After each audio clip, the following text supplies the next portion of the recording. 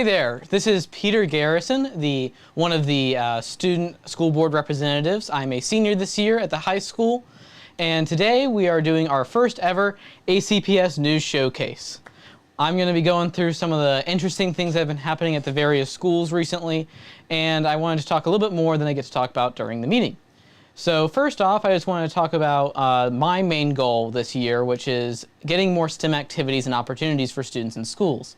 I've had a personal hand in that with my robotics club at Manellison Middle School, and we've been working to secure club funding both at the individual school and at the central office level.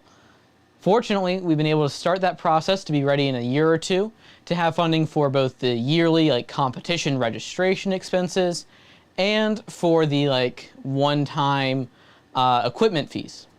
One quick note, I'm going to show you a video in just a few moments, but if you have any questions or comments, go and put them in the chat box on YouTube or Facebook, and I'll be responding to those towards the end of this little segment.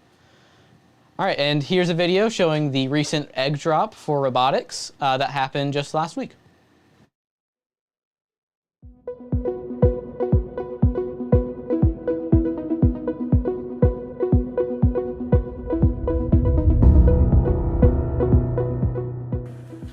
So at Manellison we have the Trobots, which started out as a robotics club. And the first half of the year we spend our time focusing on the first Lego League competition. Students are learning how to program their Lego robots, and then they perform different missions, and then they compete in a game at the end of the session. And then they compete against other teams. So if you want to add to that? First Lego League allows students to learn about, like she said, programming the robot, developing how to build a robot, and solving a real-world design issue, which changes every year and can vary from how to improve a city to making astronauts survive better in space. Alongside all that, they're learning about core values, including teamwork, good sportsmanship, leadership skills, and most importantly, communication skills. Another thing that they learn is how to improve their design. So if you stop and you make a mistake, what are you going to do to make it better so that you can reach that end goal, which is to win the game? In the second semester, we work on doing various STEM activities and projects and challenges that allow students to get some more hands-on, engaging learning than they get to have in regular classes.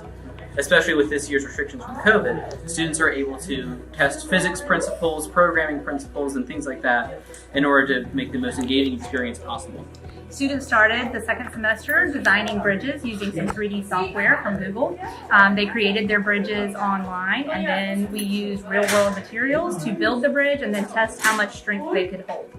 Right now we're working on our egg drop, where students, as you can see behind us, are designing their second version of their egg drop, where they will then test it from the roof to dropping down, so that when they design their rockets in a few weeks, they'll be able to make an egg survive to drop from a couple hundred feet. So during this lesson, students are learning how the effect of the gravity has on their eggs, and then looking at how they need to protect their eggs, and then learning if this doesn't work, what can I do to make it better, so that when they launch their rockets and their egg goes off into space, it is safely returned to the ground intact. Ultimately, robotics is a really cool experience. I was able to participate in it. I've had the fun of coaching it over these last few years, and it's a great way for students to get some engaging learning and doing fun activities. Not only that, students are able to be creative, and it gives them the time to do some cooperation, some cooperative learning, and gets them excited about what they're learning.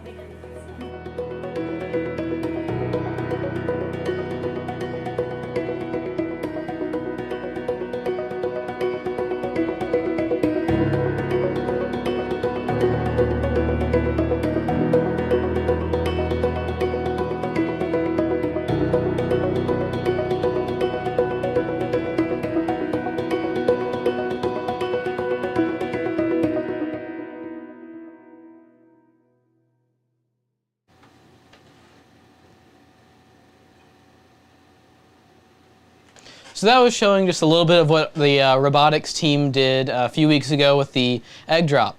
A few other things that are going on right now. The ACHS Theater is showing Grease this weekend, tonight, tomorrow, and Saturday. And you can get your tickets online. I believe those are on the various social media pages, the links. And at the door as well. A lot of schools are having field trips coming up to release trout from their earlier adventures and raising them and all that. Each elementary school have their opportunity to be involved with that trout release. Those will take place after spring break. And I believe we have a video about that one as well, which we're going to put on right now.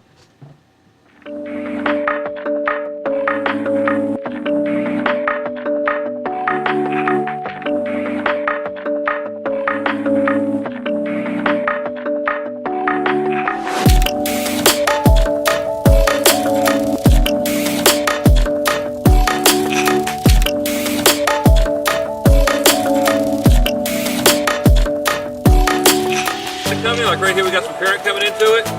I'm going to go upstream, and I'm going to rub the rocks and kick the rocks up and see what we can get off the bottom of the rocks. And then we'll take, once we do that, we'll take this up to the table so we can see what we catch.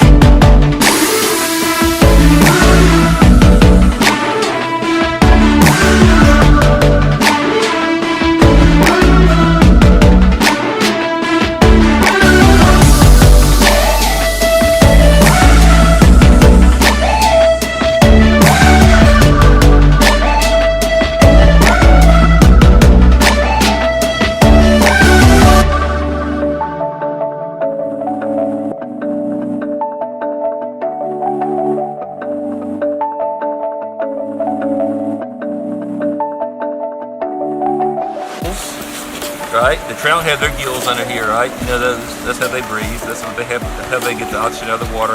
And the insects all have gills and stuff too. So when we talk about that, we're going here and find some of the insects. You might be able to see some of the gills, look at little feathers on some of their legs. Really weird, they're not inside their body, they're on the outside of their body.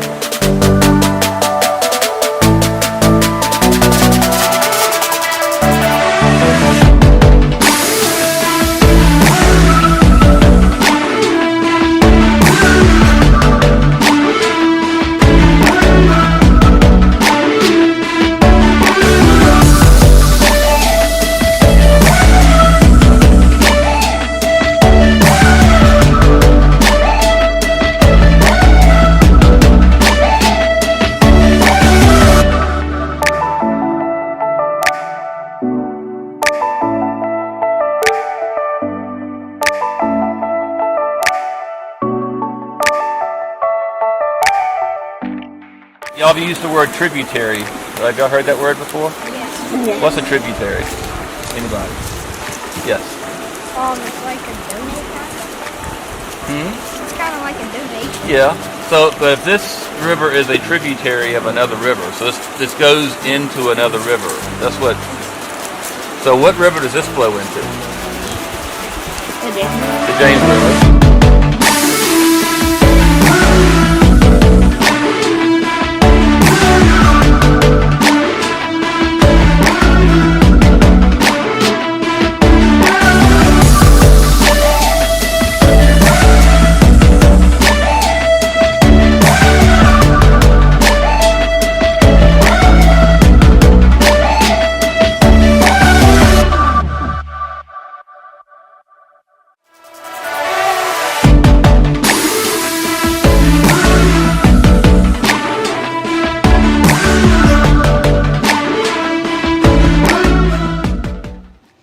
And we're back. For those of you who just joined us, we're doing our very first ACPS News Showcase. My name is Peter Garrison, one of the Student School Board representatives.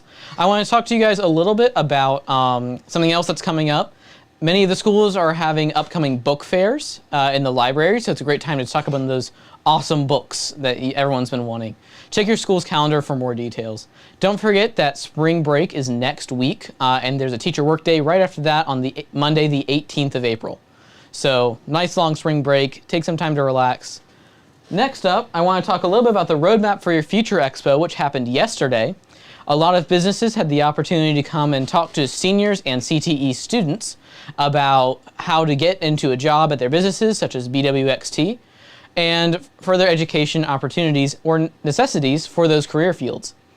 It was a really cool opportunity. I had the opportunity to go, and it really showed students how to get to where they want to be. It was open to the community as well a little bit later on, and everyone was able to come and see what's going on in Amherst County.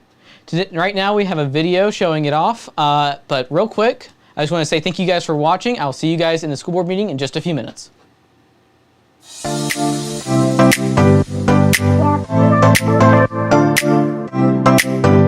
Yeah.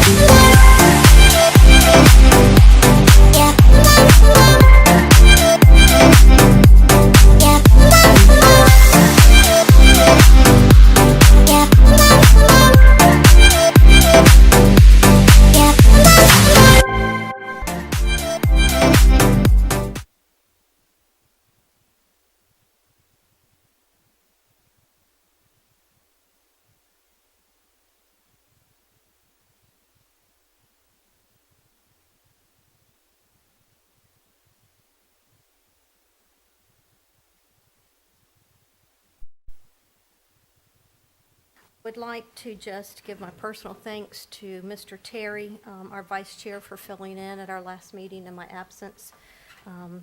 You did an excellent job, and just thank you very much for filling in. Board, I need an approval of tonight's agenda. Madam Chairman? Yes, Mrs. Justice? Thank you. I move to amend this evening's agenda to include the discussion regarding tonight's public comment and place that discussion prior to tonight's public comment section. Okay, I have a motion that we consider adjusting our agenda and adding tonight's public discussion on tonight's public comment. I would recommend that we make that 3.01 and change 3.01 to 3.02, just prior to public comment. Do I have a second? Second. I have a second from Mrs. Berg. Any discussion, Board? question, Madam Chair. What are we doing again? They want to have a discussion about how we want to handle tonight's public comment. It's just about tonight because we have some citizens that have expressed some concerns about anonymity. I know that's a hard word for me to say. So we just want to make sure that we're respectful of that and talk about how we might want to handle that tonight. Okay, but the two ideas, we were going to discuss actually how we were going to proceed in our public comments, correct? Is that what we were going to Correct, do? and that will still be later in the agenda. This is just talking about just tonight, Okay, just under these I circumstances. just didn't want to get two things confused here. Exactly. Any other discussion? Madam Chair, Mr. Terry? completely fine. I'd like to amend the motion to add that we have a closed session to discuss personnel and legal advice at the end of our meeting. Okay, I have amended a motion. Do I have a second to the amended motion? Second. Second to that as well. Do we have any discussion on the amended motion?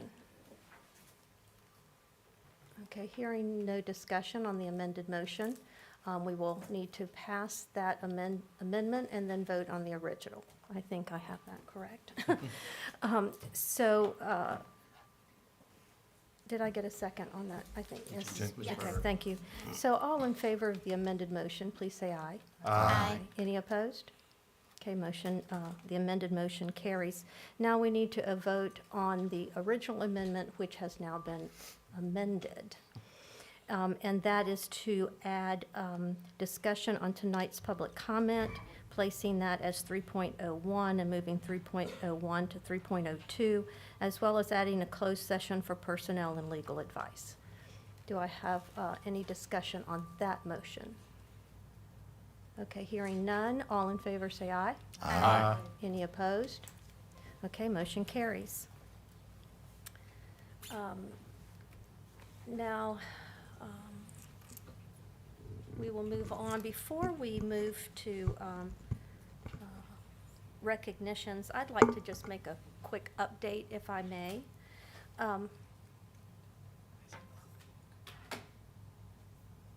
Just a quick update. We just wanted to let the public know that we have been working with Real Synergy on a superintendency search, and that we have gathered information, done the input process, and we've developed a superintendent's profile.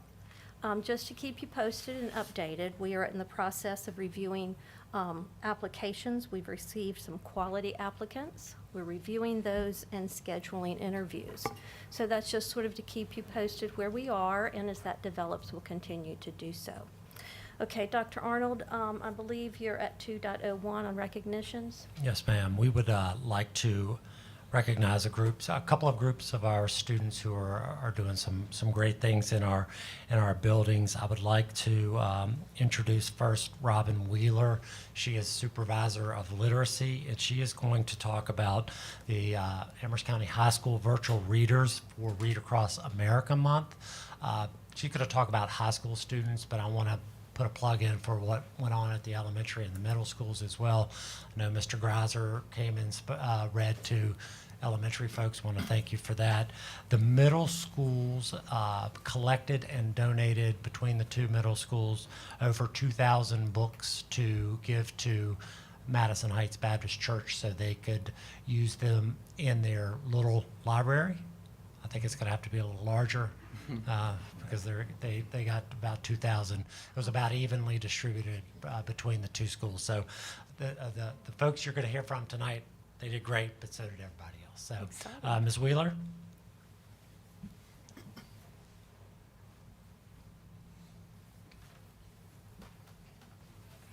Madam Chair, members of the board, thank you for the opportunity to come to you this evening and recognize some of our students at the high school. Our students at the high school worked hard to provide our students at the elementary level a positive experience in regards to reading, as Dr. Arnold said, on March 2nd for our Read Across America celebration. With me tonight are Mrs. Stroll-Fells and Donna Ratliff, who will come and join me to be able to tell you more about this opportunity. They worked alongside Ms. Robin Holmes, Kelsey Saunders, Virginia Scott, Betty Stinson, Jennifer Harrison, and Mr. Shannon Presnell. to make the ACHS High School Reading event a success. They shared reading with over 183 groups of students in our elementary schools throughout that day. So Ms. Fales, if you'd like to come and tell us more about that. Thank you so much. Hello, members of the board and community members.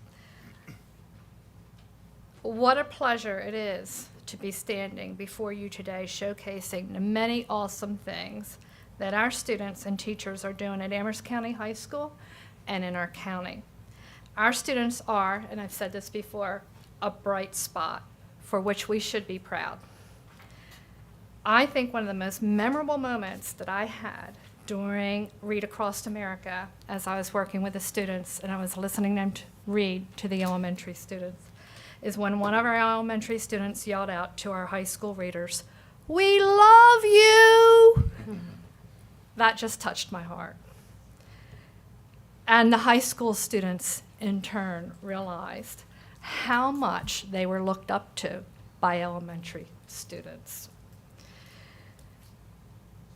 We have many things in this county to be proud of, and I'd like now to turn it over to Donna Ratliff to talk to you about the other opportunities that we are showcasing as well.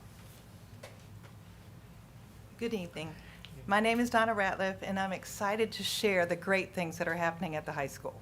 On March 2nd, as we talked about, we said the students participated in Read Across America, where they worked together to read to the elementary school students on Google Meet. The students read 4 different books that day. The elementary students really enjoyed seeing the high school students. The high school students really enjoyed doing this. In the future, though, we would really like to go to the elementary schools and do this in person, but because of COVID, it was not something that we could do this year. We are working right now on an extension to this activity, where we're going to give the opportunity for any student who would like to read books on videos for the elementary students and teachers to use in their classroom. Some of the students that are here tonight have already started videotaping this. The students are choosing books from a list that we have on Epic, and we're going to upload the videos for the elementary teachers to use in the classroom.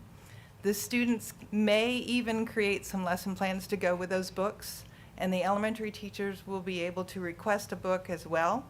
And we want to continue to do this project. It's not something that we want to do just in the next couple weeks. We want to continue this into the next year and things like that. And if you would like to read any books, we would be happy to have you read some books too.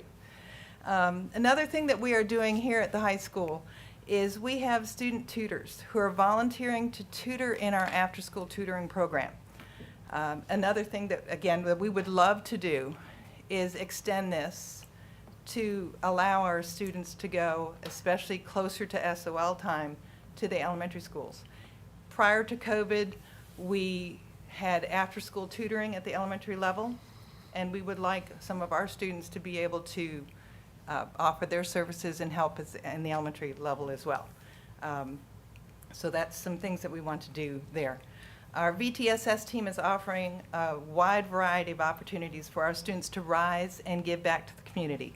And we want to provide these opportunities for every child, every day. So we would like you to check out the VTSS webpage at the high school and see the things that we're doing.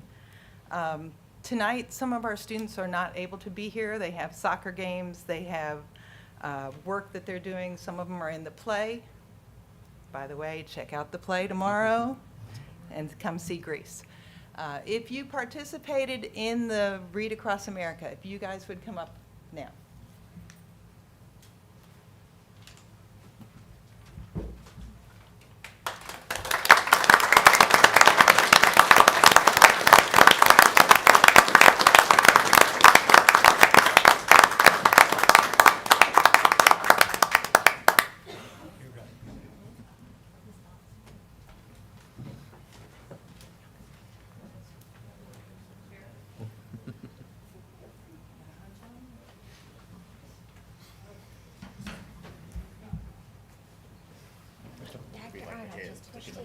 Right in the middle. No rabbit ears, really?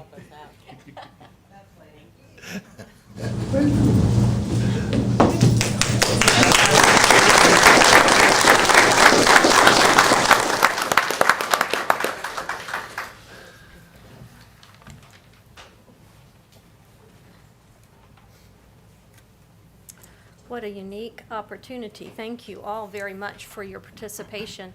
And I love the ongoing perspective of that, Mrs. Ratliff and Mrs. Fales, about how we can keep that going. And board members, maybe we can all get ourselves on video, as much as we really love that, you know? And you don't have to show your face. Oh, it's just reading. Hey guys, before Just you show the leave book. though, That's the neat part. meet You Ms. just have to show Ratliff the book. outside. She has certificates. Yeah. Thank you very Thank y'all. much.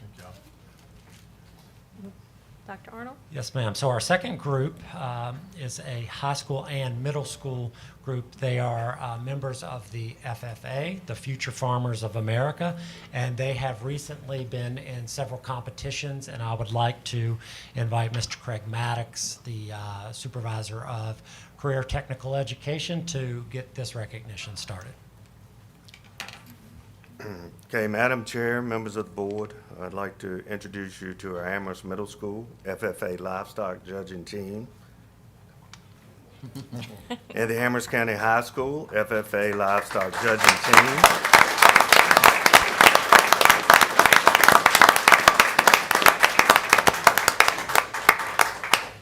They had the opportunity to compete at the Virginia Tech Block and Bridle Junior Stockman's and Livestock Judging Contest. That's a lot. On February 25th and 26th. So our two ag instructors, Ms. Tyler Parr of Amherst Middle School and Mr. Derek Mays of Amherst High School, are going to give you some more details on the competition and introduce you to the teams.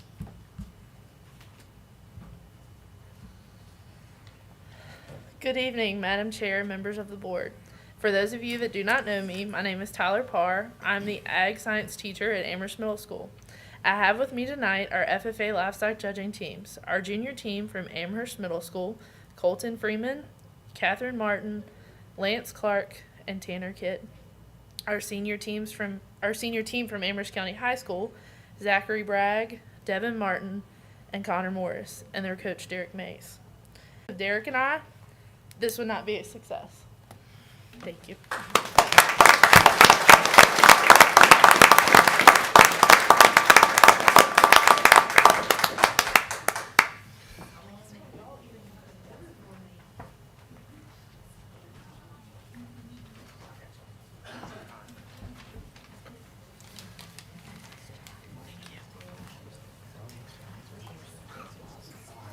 What time on the 30th?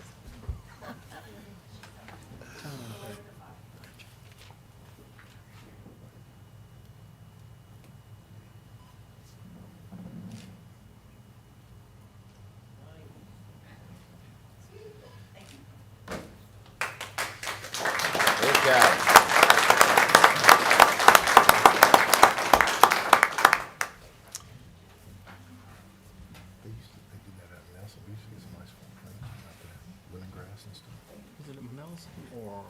Thank you, Derek and Tyler and all the students. FFA is such a wonderful opportunity for our students.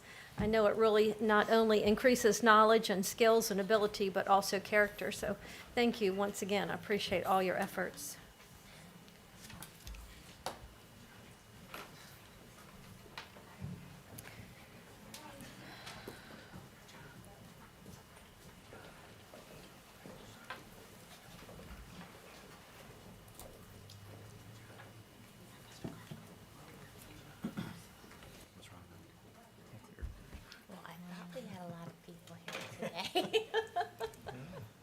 Glad they got some support, though.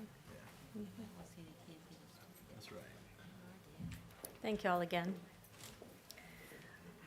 We're going to move on to 3.01. Board, I had some of you express that you had been contacted by some citizens that wanted to speak tonight. And just in lieu of some of the recent events in our schools, wanted to speak on the cases of being anonymous. I did speak with Dr. Arnold, and I also spoke with our legal counsel. And so I want to share a little bit of information that I've received and then ask you how you wish to proceed for tonight. This is a public meeting and a public hearing, and so we have responsibilities for that. However, the video or the Facebook news feed that we do, it's not something that we have to do. That is something that, you know, we voluntarily do. So that is something that could be removed for the night. Also, the public, when they speak, we require them to give their name and their address, and I think that's where some of the concerns are. And Ms. Ligon is absolutely right. We're going to talk about that later as far as what we want to do with policy, like the Board of Supervisors.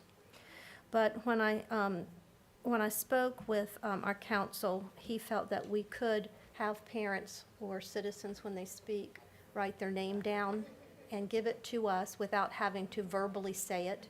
Of course, it is still part of our public record, but it wouldn't be said publicly on the video. That way, parents or citizens, if they wanted to speak and say their name, they can. If they didn't, then they certainly were welcome to write it on a piece of paper.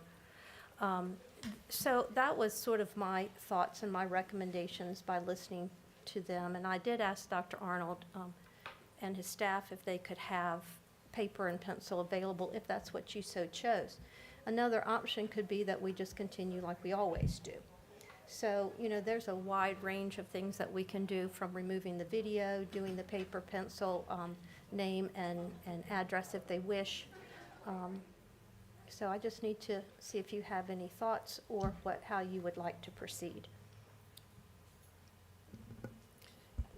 Madam Chair, I move that we allow the public speakers to share their name and address at the mic, or to simply write it down on a note card for the board. This will allow the citizens to maintain anonymity should they so desire. Okay, we do have a motion on the floor from Mrs. Justice. Is there anyone that would like to second that? Second. Seconded by Mrs. Berg. Board, do you have any discussion or thoughts or questions? I guess the policy that we're gonna do later, so this is just for this particular issue? This is just until we decide on the for policy. this Correct. particular meeting, yes. Madam Chair, Mr. Terry?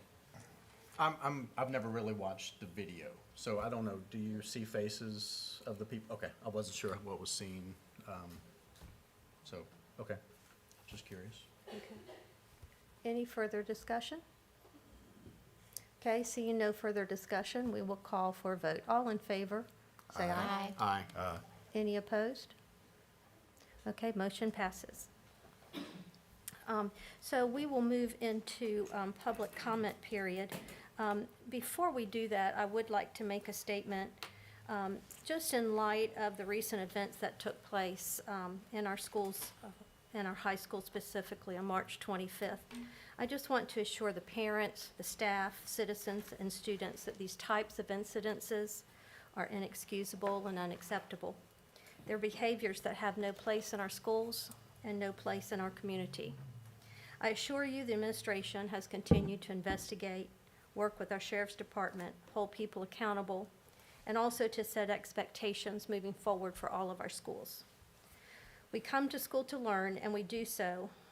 We need to do so in a safe and caring environment, and we just want to assure you that that is our board's priority. So we have been working diligently, just want to give you that confidence that we are continuing to do so. With that said, we will be having later in our agenda a section that we can have more discussion on the discipline.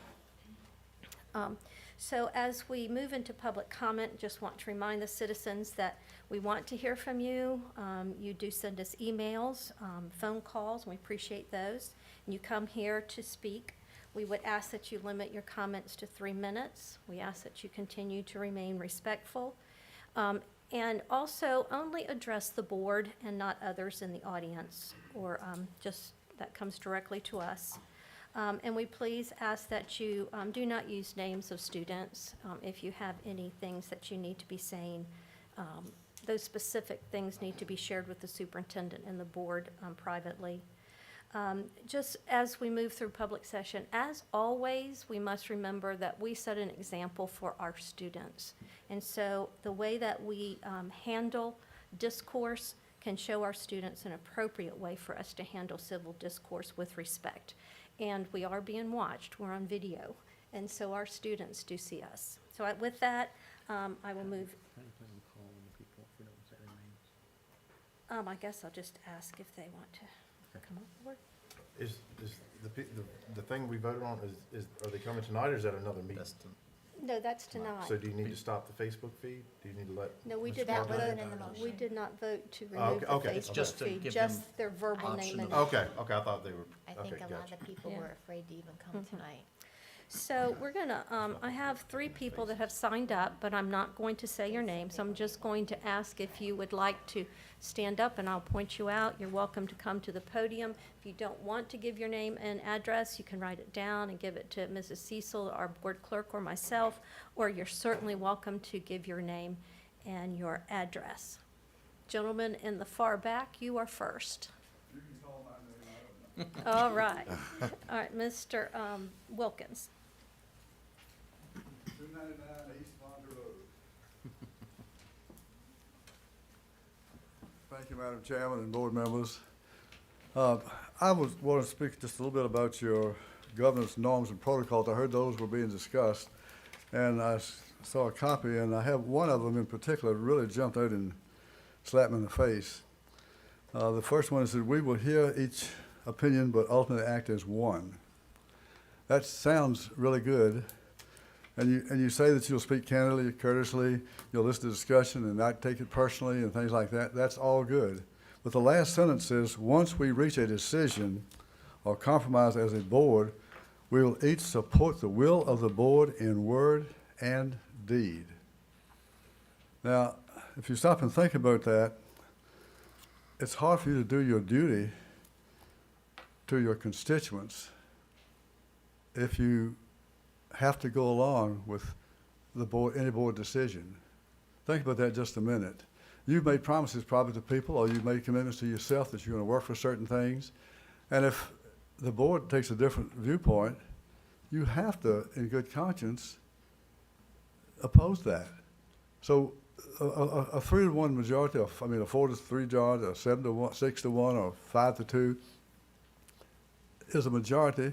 I voted 1 against 99 in the House. I don't know what being in the minority is, but I never gave the caucus permission to control my vote. I was a caucus leader, and they had a rule that you had to vote for the caucus position, and I insist on an amendment that says you vote for the caucus position unless it does not offend your constituents or your conscience. And I could not have been a member of that caucus with that rule in there. I would have had to run as an independent. So I beg you all to consider what you're doing with this thing here that says you have to support the will of the board in words and deeds. The majority is not always right. Sometimes a lone voice cries in the wilderness until it gets heard.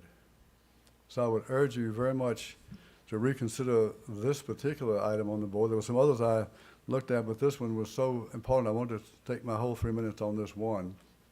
I would urge you to consider this again, maybe look at it further, but at the very least, please take that one out, because I don't think you can, in good conscience, do it if you're going to work for your constituents and have control of your own conscience.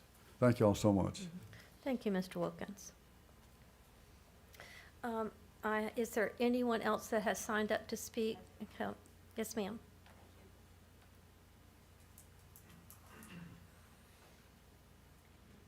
This is the first meeting I've spoken with, but I thank you all for letting me have an opportunity to speak. And I don't mind giving my name. My name is Polly Taylor, and I live at 257 Hans Hill Drive, Madison Heights, Virginia.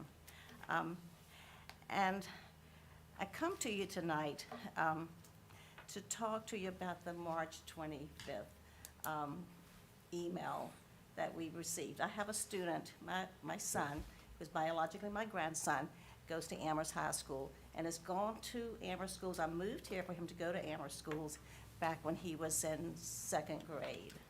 So I have the highest regard for the Amherst County schools. I think you've given him a good education. I have no qualms about that. And we have some great teachers, and I sub for Amherst County. So I have seen it firsthand. But what concerns me is that, that email that I received on the 25th that stated from Dr. Arnold that he had received rumors that day that there was a school shooter in the school. And in addition to that, there'd been 2 fights, and I know I'm preaching to the choir because I know you all know this, but that there were 2 fights among students later that day. So I read that and I thought, I actually was in my office working at the house when I read it, and my mind was on something else, but I saw that pop up and I read it. And it just stopped me clearing my thoughts. I am retired from working in human resources. I was employed by a company here in town who housed students at risk, and who now doesn't handle it. They don't come into the place to live, but they go out into the community and help students at risk. One of my duties as human resource, working in human resource, was workplace safety. And usually that just consisted of like making sure we had electrical cords off the floor where people couldn't fall on them, and because the fire department came in and they would check it sporadically and without warning, or making sure that rails were screwed tight on the steps so no one fall and break their neck or whatever. And so that was pretty much my workplace safety. But then one day they came in and they said, we want you to go to individual offices and scout out those offices and put forth a plan that we can work with, where that should we have someone enter the building whose intent is to bring harm to someone in this building, let's get a plan together for an escape route. Now, that was not fun, and it was very disturbing to go through it. Is that my phone? No, I that's was your gonna say, I think I turned 3 mine off. minutes. That's your 3 minutes. That's up. my 3 minutes? Yes, ma'am. Can I just, But so here's what I'm trying to say. I have talked to parents, and I'll say this quickly because I can talk fast. I have talked to parents, and most of you probably know that, or some of you. But I have asked that we form a community committee so that we can discuss this. How can we make this better? My question only is, how can we ensure our kids are safe when we send them to school? That's all my agenda is. Thank you very much. That's all my I don't mean to No, cut you that's off. okay. I'm going to That's try okay. to adhere close to our 3 minutes. But your comments are well taken, and if you would like, you can email me, and you can Okay. share the rest of that. I will do that. May I just ask one more question? Yes, ma'am. Am I violating any county code or whatever? Should I try to gather these folks together? I mean, I'm talking school board members, lawyers, I'm talking principals, I'm If I talking can just parents. ask you if we can just take this conversation good. outside Well, of public comment, and you Okay. just email me. Okay, thank you, I Okay. appreciate it. Sorry Thank not to you. go with the 3 minutes. Is there anyone else that would like to speak at public comment tonight?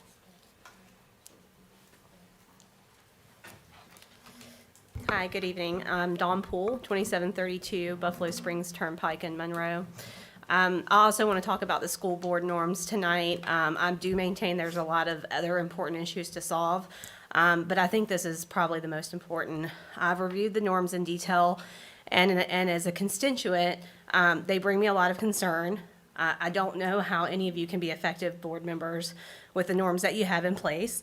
Norm number 3 discusses being mindful of the different roles and responsibilities of the school system and states to maintain a focus on policy and governance. Governance means the system by which entities are directed and controlled, and your policy dictates that the board supervise the school division, and you cannot do that without a check and balance protocol, and that is not part of your norms currently or part of your protocols. Norm number 5 states that the board should not interfere in day-to-day operations of the school system, and I disagree with this. We just don't have an administration right now that can be trusted to do simple things like cafeteria lunches within a timely manner. Obviously, we have some safety issues going on, and so I do feel like you need to be involved in the day-to-day operations right now. You need to be asking questions, and you need to have that check and balance system in place. Norm number 6 and protocol number 5 cannot be followed at the same time. The norm states to maintain open communication with each other, the administration, and the community. But the protocol dictates that if any staff or community complaints are received by the board, that you send those to the administration for a response. And you can't expect people to trust you if you're not willing to communicate with them. Finally, the norms that state that you can't visit your school without even coordinating with your superintendent. And I just think this is unacceptable. You guys should be able to go into schools and visit and see and talk with teachers and staff without having to coordinate or have permission from a superintendent. I urge you to vote tonight to revise your norms in a way that does not limit your authority and allows a unanimous agreement by the board. It will take time to come up with new norms. We understand that. But I do think that would be time well spent by all of you. And I want to remind you that your constituents are counting on you to do that. Thank you so much. Thank you very much. Let me just check. Did you state your name and address up here? Yeah. Thank you. Okay, is there anyone else in the audience that would like to speak tonight? Okay, seeing none, we will close public comment.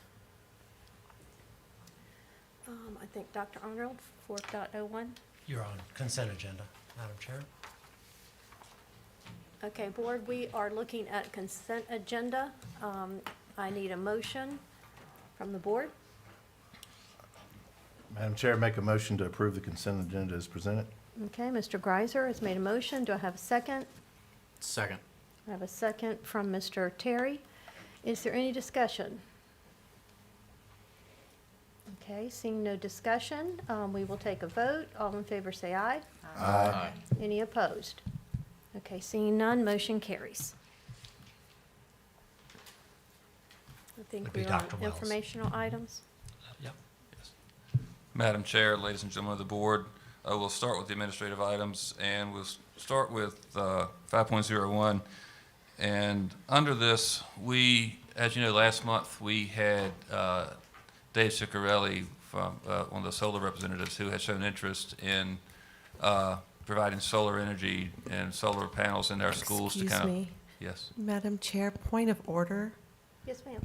I believe we skipped 4.01. Yeah, that was all the Thought we did the whole consent thing? agenda. Yeah, that was a whole Oh, consent thank agenda. you for educating me. Yes, Thanks. okay. Yes. All right, thank you. So we had Mr. Ciccarelli here, and he gave a presentation. Since that time, we've had another solar provider who has contacted us who is planning to do an unsolicited proposal for us. And what that means is that we have to follow the Virginia Procurement Act. So if we get this proposal from them, then we'd have to work with the county to post the RFP, so to speak, on this and get people to have a chance, 45 days, to present counter proposals. So if we move through this, if this happens, I just want you to be aware that there are other things taking place now with the solar, and we'll have to work through that as those come in. But I want you to be aware of that as we move forward. And I've contacted Mr. Ciccarelli and informed him that we haven't notified a company wants to propose that. Okay. Any questions on that? Okay. Next, I have on construction updates with the auditorium. We have had CRA meet with our vocational teachers, our CTE teachers, as well as our fine arts teachers, and kind of look at the planning process of this. And so we're kind of fine-tuning the plan a little bit and working on some of the finer details. And we hope by the end of May, 1st of June timeframe to have some more concrete proposal to give to you so you can understand and see that what we're looking at. But just kind of making some fine adjustments now to the general proposal as far as the size of a room, or do we have 2 closets or 2 storage areas or 1 large storage area and things like that? Do we put a door here or a door there based on the needs of those fine art teachers and the CTE teachers? So that's kind of where we are now in the plan. And we'll have more for you. I need to get the committee back together, the larger committee back together again. We'll probably meet sometime in the May time frame to discuss that, Mr. Greiser. Okay, so I want y'all to be aware of that. And then Mr. Rokes is going to talk about the restrooms at Central. So we had a meeting the other week, a mandatory meeting for any contractors who were interested in bidding on the Central Elementary School bathroom renovations. We had that meeting, and we should be opening the bids next week on Tuesday at 2 o'clock. So we're waiting to get that information in. I've taken some of the contractors through it a couple of times at Central to give them a better idea about what's going on. So that is on schedule to take place as soon as school closes in June, and with the deadline to be completed by August when the students return. And the final thing I have under administrative, which I didn't put in my notes to y'all earlier on board docs, but lunches. I know there's some concern regarding lunches and getting kids back in the cafeteria for lunch. So the past week and a half, we've had, especially at elementary schools, but all schools, bringing students in so they understand what lunch looks like, because we have a lot of kids that haven't had lunch at that school for 2 years because due to the process we've been in. So they've been kind of doing some of that work with the students, getting them in for lunch and going through the lunch process. And after spring break, we'll begin having all students in for the cafeteria for lunches once we return from break. So I want you to be aware of that too. So if you see a loud cafeteria, you know what's going on. All the kids are back in there eating. But the kids have been very excited to get to have a chance to come back in, especially the younger ones, the kindergartners and first graders who hadn't experienced that yet. But talking to all the principals, they feel we're in a good place and they're ready to initiate this after spring break. Any questions on 5.01? Okay. Dr. Wells? Yes, ma'am. I had a question over the addition and stuff in the high school. Yes, ma'am. You were talking about the CTE rooms. I was wondering if there's any, or if there has been any discussion yet on the bathrooms and locker rooms in those, in the addition, and how those are going to look. We have had some discussions amongst ourselves. I want to bring that to you. I was going to bring that to the board once we met with the other committee again at the May meeting to discuss, because we do need to have a decision on that moving into June. But we're going to have a couple plans drawn up and suggestions for that. And we've been having those conversations, but he was going to draw them up and actually have some things you could actually see. But we do have some ideas on that, which we can talk more about later, but I do have some suggestions on there. All right. Thank you so much, sir. Yes, ma'am. Thank you. So 5.02 deals with policy. As you're aware, we have some policy updates, recommendations, and these updates are first read. So tonight is just for you to be aware of them. If you have questions on these policies during the month, please let us know. We'll bring them back in front of you next month for a second read. But these right here are, again, a first read. Majority of these are just grammatical in nature. There are a couple that change a little bit, but as you saw from our updates when we did the memos. But just please read through these. And if you have questions, contact us, and we'll be glad to try to talk through them with you. Could I remind you that last year around this time, we put in place the ability for our community to see and respond to any of those changes during the first and second read. And so that is up and available, and you will receive any input.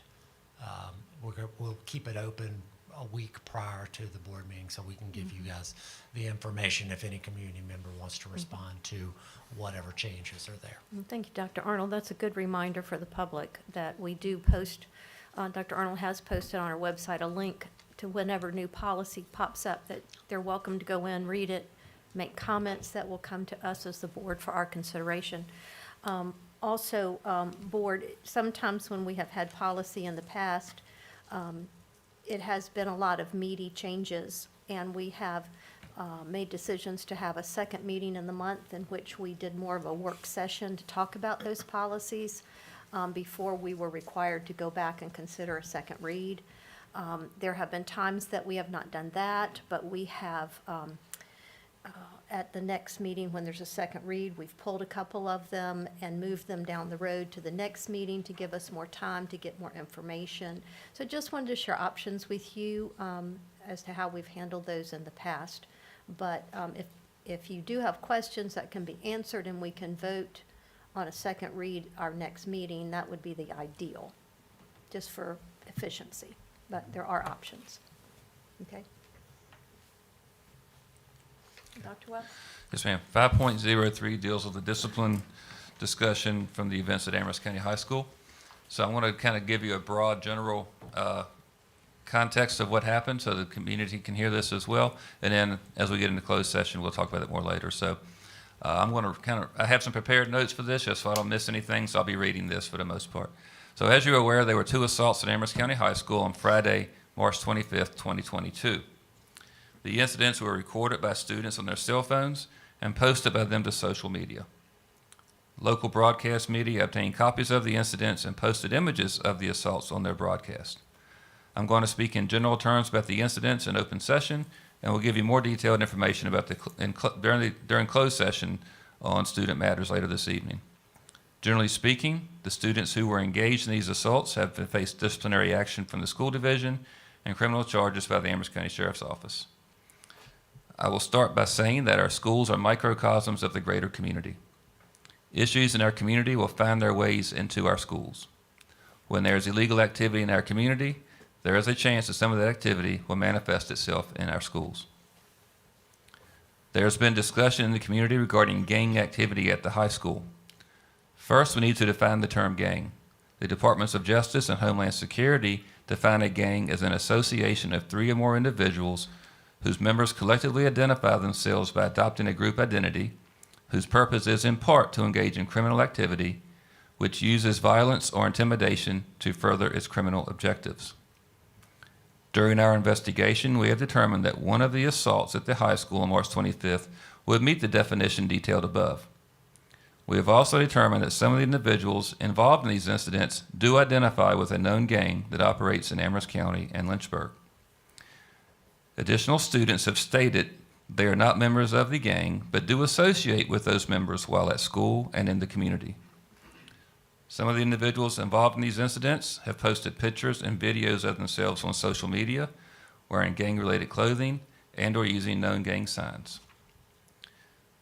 The incidents at the high school did not involve different groups or gangs confronting each other. It was one group of students assaulting an individual student due in part to statements made about one of the members through social media by that student. This issue is more than just a school issue. It is a community issue. We have the students from 7:30 to 3.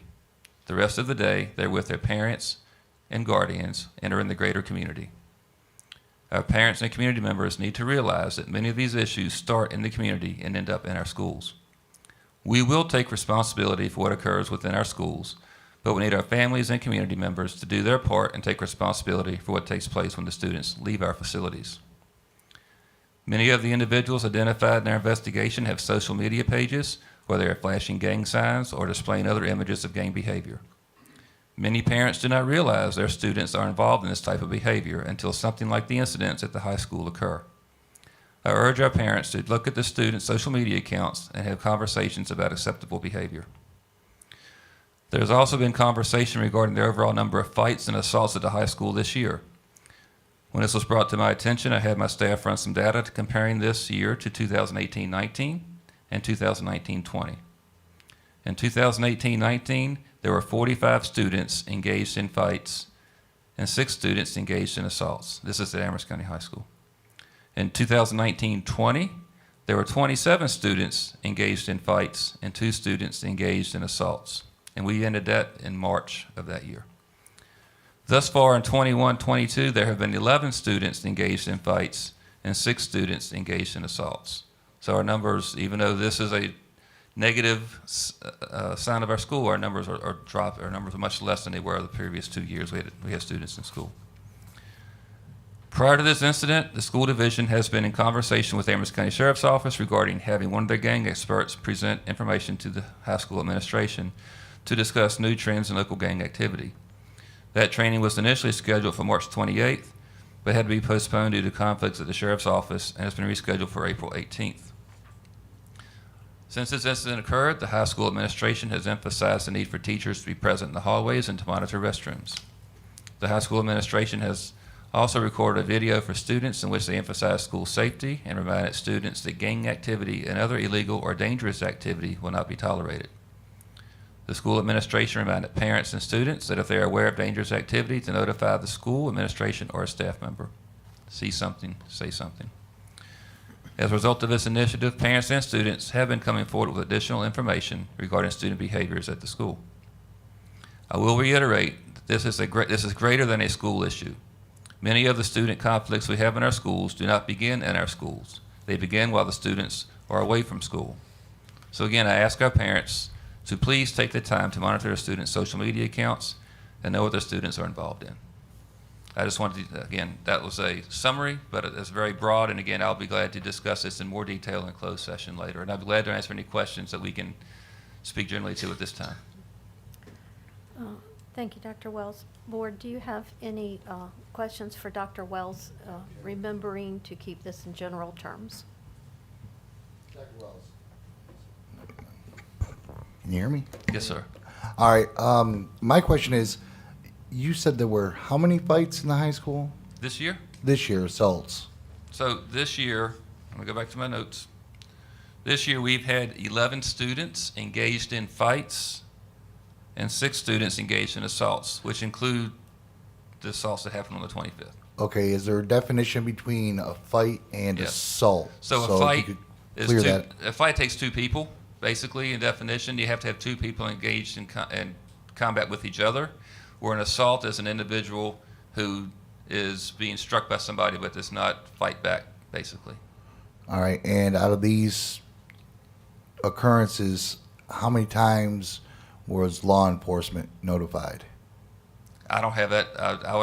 I know on the assaults, all of them, but I can't speak to every fight that occurred. Some fights are a bump into the hallway and I say something to you and we throw a punch at each other. That's classified as a fight. Right. That probably wouldn't need law enforcement notification, but So if the it's a serious assaults- assault with injury and things like that, those get the police notification. So all assaults have been sent to the I sheriff's don't want to office? speak to you for that, but that would be my assumption, but I'd have to talk to law enforcement to see. All right. I don't have that data in front of me, so I don't want to speak to that without having it in front of me. Thank you. Mrs. Justice? Madam Chair, Dr. Wells, Ma'am. has the definition of a fight or assault changed between 2019 and 2020? No, ma'am. Is disruption a part of is a class disruption a part of any of this? No, ma'am. Okay, thank you. Any other questions? Madam Chair, I would just like to say thank you to Dr. Wells and also to Sheriff Vire for their work they have done during this last attack or assault we had at the school. And pardon? And the Commonwealth Attorney. Oh, and the Commonwealth Attorney, sorry, didn't want to leave out Lyle.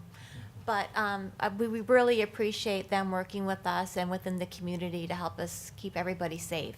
Thank you. Yes, ma'am. Anyone else?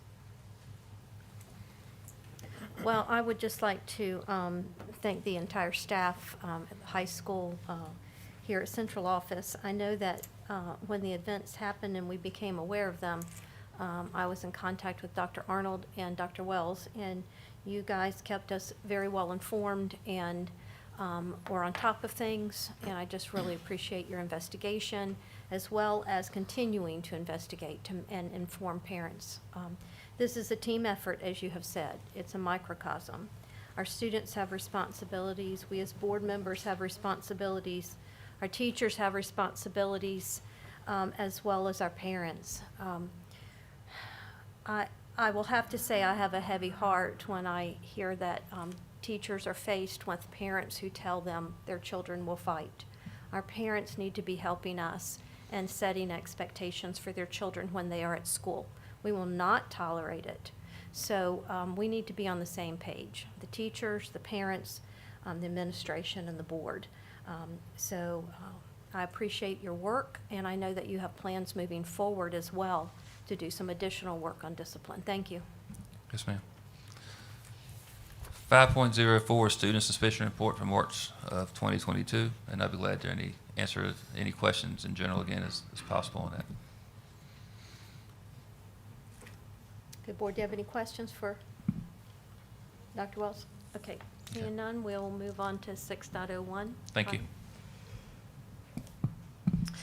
Good evening, Madam Chair, members of the school board. Tonight, before you have your March financial reports. You have your revenue and expenditure reports in detail for both the operating budget and child nutrition. You also have your March local receipts, your March enrollment numbers, as well as the object code summary for March. Everything is going along as planned. The revenue's coming in as expected. We still have those same items that we discuss every meeting. Really nothing has changed on those. We have the same plan in order. The one thing I did want to bring to your attention is in reference to the object code summary report is in the last 2 pages. On page 4, so the object code report is really good to gauge where you're spending your funds, but when it comes to those summaries, page 4 is the summary of all your funding sources. And when you look at that summary, if you take into account the encumbrance section, your CARES budget is insufficient. So you're not over budget at this time, but if all those encumbrances come into play, you would be showing over budget. And page 5, the last page of that report, is the summary by category. That's your major categories by function. And that is showing negative in the administrative category.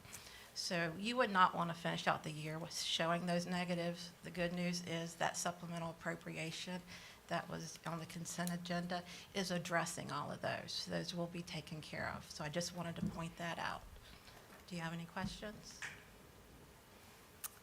Madam Chair, I have a question, but not on that, but for you. Okay.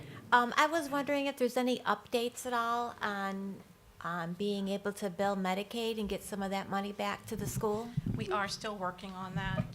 We've had some more more trainings and seminars and webinars that we've been on.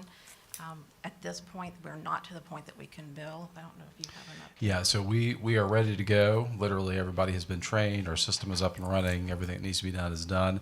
We are waiting on DMAS to give us the green light after our second submission of the application. So it's literally just them telling us we're clear for takeoff. And we keep calling them almost on a daily basis. Libby in my office has become very familiar with the structure over there at DMAS. We're just waiting for them to tell us that we're good to go. So hopefully any day now? Literally any day now. As soon as they call us up and say we're clear, everything else is ready to roll. Yep. All right, thank you so much. Yep.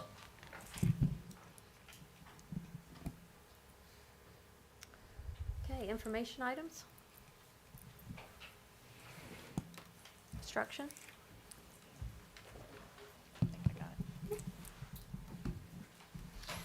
Members of the board, Madam Chair, what I'd like to bring to you tonight is regarding the accreditation information that came from the state. We had 7 webinars that were conducted by the Virginia Department of Education in regards to how they were implementing accreditation for the upcoming school year. And I want to take you kind of through the basics because we have several members that have not gone through this process before, and then tell you what impact we had from the actual pandemic. Let me make sure I got this on. So this basic structure, we're going to talk about the school quality indicators that we'll be using, that the state is using with us, and then how those indicators were impacted and what the state will do in regards to the 22-23 accreditation. So we have actually 9 different indicators that the state collects data from us, determines where we are in the accreditation model. If we've met those, their performance levels, and there are 3 different performance levels, and then based on those performance levels, they actually determine whether or not we're accredited with conditions or denied accreditation. And I'll go through all of those in the next couple of minutes. So just to kind of set the stage, in 2019-2020, when we had the school closure, the superintendent of public instruction exercised his right and he waived accreditation for the 2020-21 school year. Last year we did not, accreditation was waived because we were out for those tests at the end of 2020. Then we went into the 2020-2021 school year, which was a very difficult school year. We had our assessments, and then this school year, the superintendent of public instruction also waived accreditation. We're getting ready to go into the state testing season, I guess you'd call it, in May, even though our high schoolers have been testing quite a bit this year. But in May is when we start that process, and accreditation will be based for next year off of the scores that we received this year. That is not changed. Accreditation does resume based on what the current findings are from the state and the federal government under ESSA.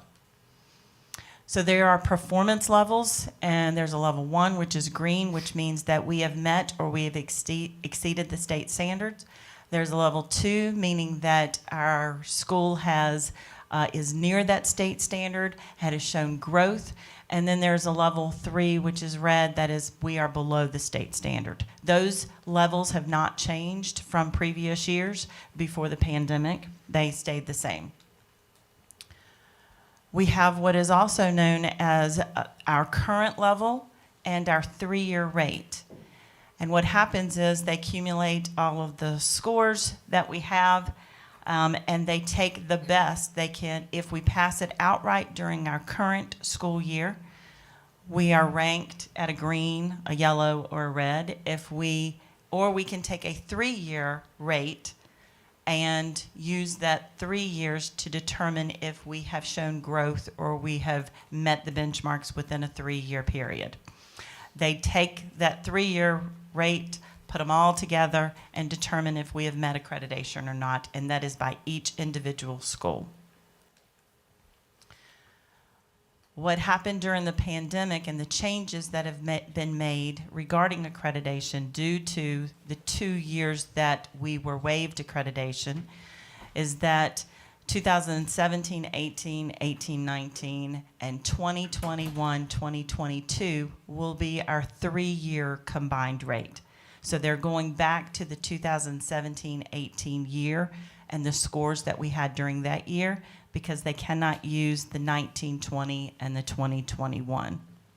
So it's a combination of years past, several years past, which is very difficult because we're talking about students who we will be accredited on who are no longer in our buildings.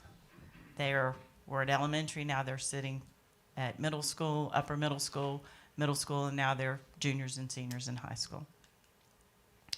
Also, another pandemic-related change on the performance level. We have always had a reduction in failure rate. It is called an R10. It means that we get a failure rate in regards to the students who have failed on whatever test that they have taken. And if we reduce that failure rate from one year to the next year by 10%, we have met the growth that we needed to have. And so we still get the option of what is called an R10. We also have new this year, it's called the improvement in growth rate, meaning it's an I2. It is new. It is something where if we increase our rate from the previous year by 2.5%, we actually get that as well. What they're doing that is different is that because they cannot use the 2019 and 2020 scores, they're going back to the 2018-19, and they're comparing that to the 2021-2022 scores. So that comparison is not back-to-back years. It is split over a 2-year difference. Okay. And I know this is quick, I'm sorry. Pre-pandemic, just to let everybody know, we were fully accredited at every school in every content area. We met those benchmarks. We met them at their current rate. We were very proud of that, and then we went into the pandemic, and we will see where we are based on learning loss over the last 2 years. But this is where we were when the pandemic hit. So our achievement levels, those 9 indicators, the first one is academic achievement. It's in 3 different areas. We have to get an overall rating of 70% pass rate in math, 75 in English, which is a combination of reading and writing, and 70 at science. Those are the benchmarks for that area. Then we have the next benchmark, the next indicator, which is in regards to the achievement gap. And there's 3 different ways or 3 different areas on this. We have what is called a combined rate, and it is dealing with our math and our math students it's a combining of students who passed as well as students who failed the test but showed significant growth based on a chart and calculation that the state comes up with. The second area is a combined rate in English, and that is also students combined that are passing, as well as students that have failed and have shown growth, as well as any EL student who passed their showed progress on their WIDA assessment, and that is their language assessment that they take for any of our English language learners. And then science, it only includes the pass rate. There is no combined rate in regards to that, and that is dealing with the achievement gaps. So when we talk about the combined rate is only for elementary and middle school grades. Nobody from 9th grade or any assessment that's given for a verified credit or a high school course gets a combined rate. And that is because those courses are not sequential. So when I do a combined rate, I have to show like a third grade English, a third grade reading, and then the next year that third grader becomes a fourth grader, and they compare to see what the growth was for that particular student. And they give those combined rates for individual students overall across the school. Because I don't have a test for 9th grade, 10th grade, but I have an English test in 11th grade, there is no sequential there. I also don't have a sequential in math because I can take an Algebra 1, but it's a different content when I take geometry or I take Algebra 2. So only combined rates add for elementary 3rd through 8th grade. They also have in the achievement gap, there are gap groups, and there are 8 different data points of student groups that they track. One of the things that they added this year is new, it's multiple races. And so they show individual academic performance and growth between those groups. And I'll try to explain that as well. So each gap group is given a level rating, and it is also determined if it's a level 1, 2, or 3. And then those levels are combined to show if that particular gap group has met the performance rate. Here's just an example because this is probably the most difficult area to determine in accreditation. So at School A, when I look at all of my gap groups, I have all of them green except for one, and that is a yellow. That means that in that combination overall, School A met the final performance level for gap groups. They got a green.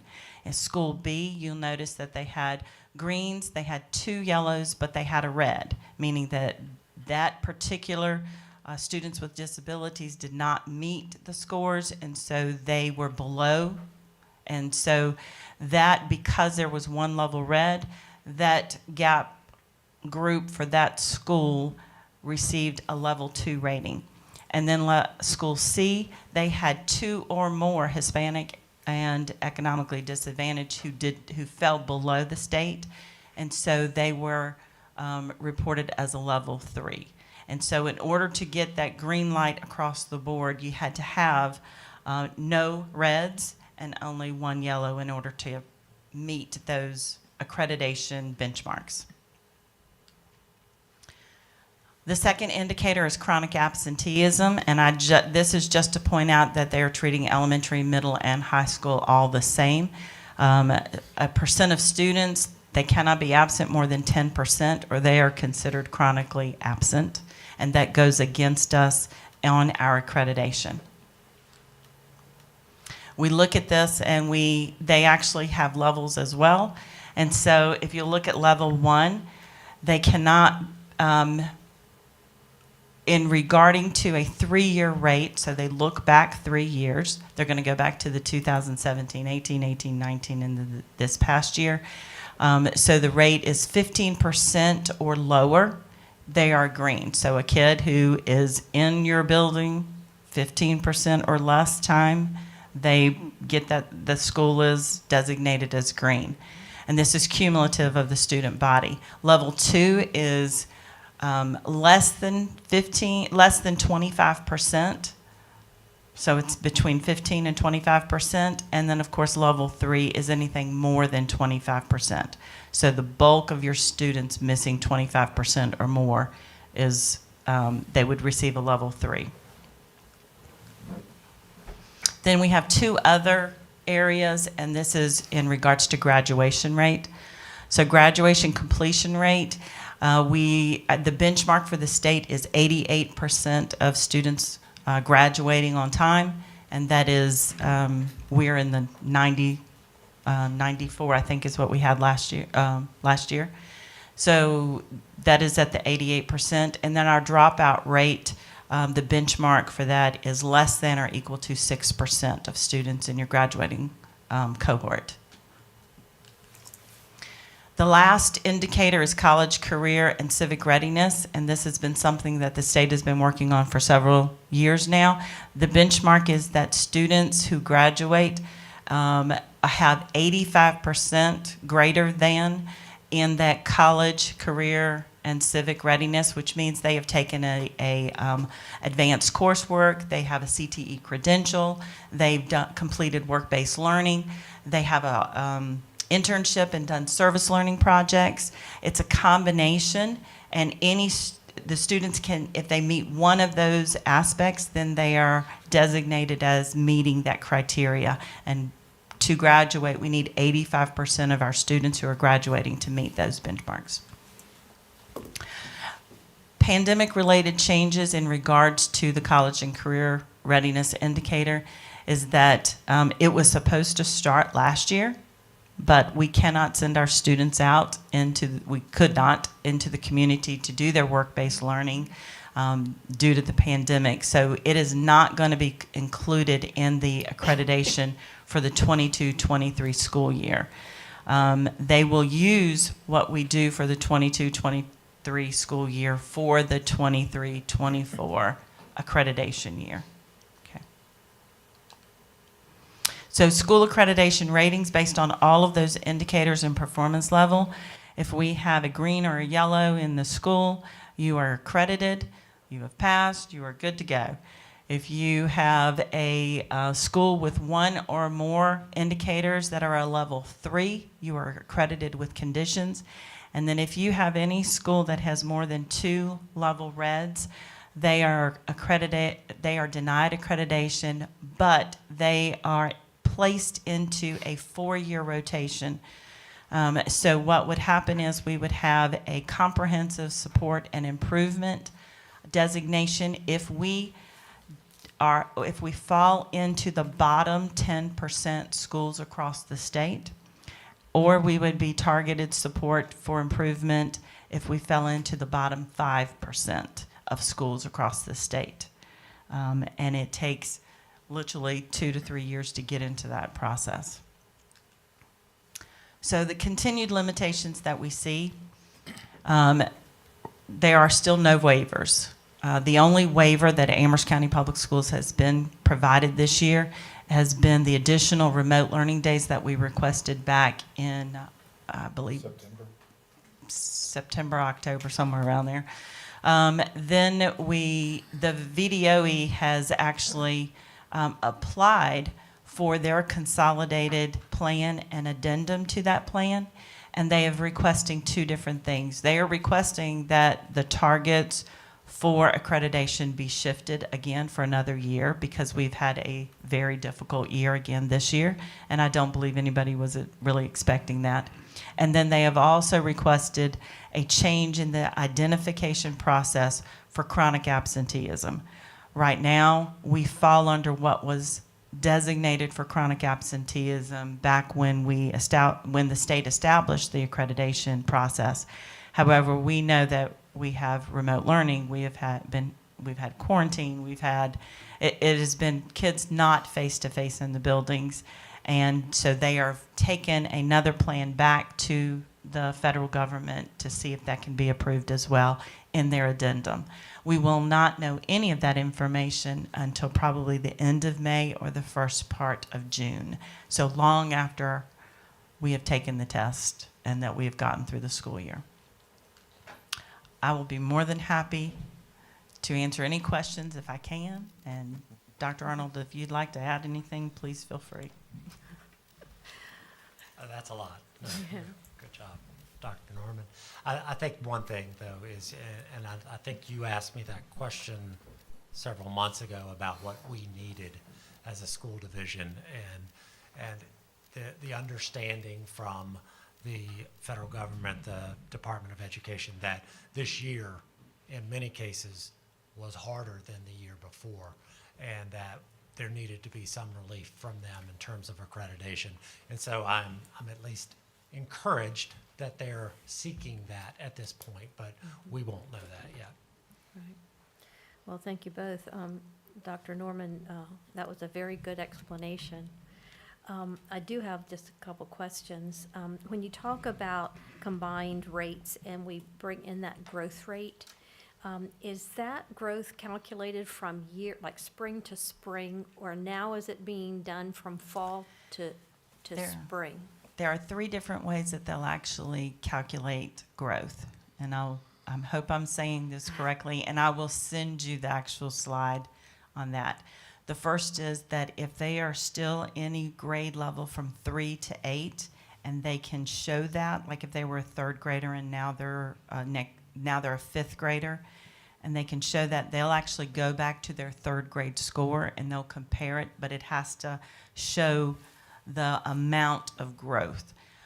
The second way is that they will do from last spring, where if the child actually came in and took the test, to this spring, and it has to meet the specific calculations on that, or they will take from the fall of this year when we gave all of our students the growth assessment test, and then the spring test that they will get ready to take in May. So there's 3 different ways that they can show growth. And they'll take the best of And they will take the best. Yes, ma'am. And then my last question is, I know you said that we won't know whether some of these waivers have come in till May or June, but just for new board members, when the results come in, they're not really official until about what time will we as a board expect to see them? Yes, ma'am. Great question, because I asked that question the other day. So we will get preliminary information literally within 24 hours of when a student takes the test. However, there are so many different calculations that have to take place within the state. So we take a very middle-of-the-road testing window, where others take it early, and then some take it long after we do. And so they have to kind of see what everybody's doing and then make some calculation changes or whatever. So we will get results back, just raw data, probably the middle of June, the end of June, somewhere around there. And then the state will determine what calculations they will actually use. Then it will come to us probably the first week in August. And then we are not allowed, we have a embargoed, the state calls for an embargoment, and then the state superintendent will release it, and that usually does not happen until the end of September, first part of October. So usually I can bring to you information in October at the October board meeting, but it really is determined on all of those things that they got to fall in place. I've presented as late as November before. Okay, board, any other questions? Mrs. Justice? Thank you, Madam Chair. Dr. Norman, in the chronic absenteeism category, are we differentiating between quarantine absences and sick? Good. Second question is